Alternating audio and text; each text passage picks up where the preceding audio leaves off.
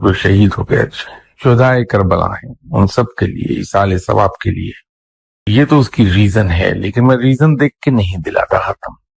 میں اندھی تقلید کرتا ہوں. تو میرے مرشد صاحب نے یہ حکم دیا تھا کہ اس سلسلے کو کبھی ختم نہ کرنا زندگی.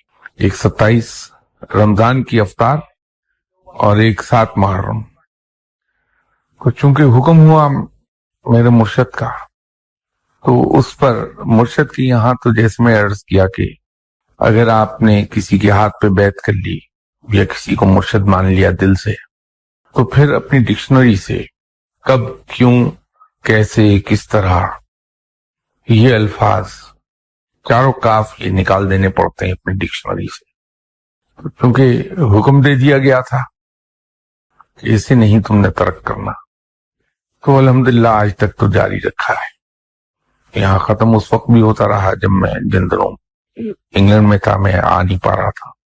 اور میں آپ سے بھی سب سے یہ گزارش کروں گا کہ اس کا ختم ضرور دلایا کیجیے.